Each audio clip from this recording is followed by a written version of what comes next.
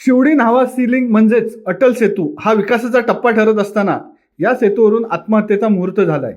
दिनांक 17 मार्च रोजी एका डॉक्टर महिलेने आत्महत्या केल्याची धक्कादायक घटना घडली.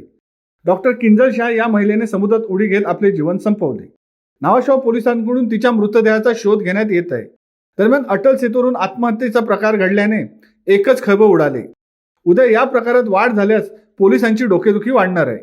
डॉक्टर किंजल शाह वय वर्ष 43 या पेशाने डॉक्टर आहेत, परंतु गेल्या 10 वर्षापासून त्या नैराश्यात होत्या. नैराश्यातूनच त्यांनी आत्महत्येचे टोकाचे पाऊल उचलले असल्याचे बोलले जाते.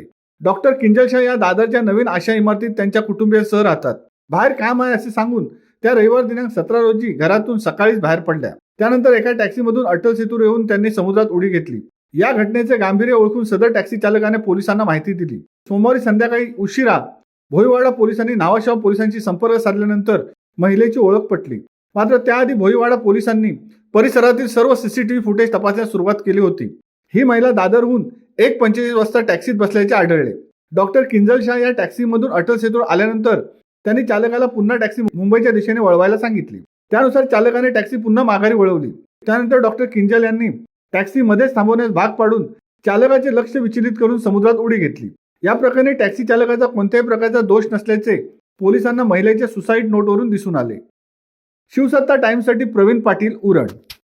दे धडक बेधडक वृत्त देणाऱ्या आपल्या शिवसत्ता टाइम्स न्यूज चॅनलला लाल बटन दाबून सबस्क्राईब करा आणि बेल आयकॉनला क्लिक करायला विसरू नका.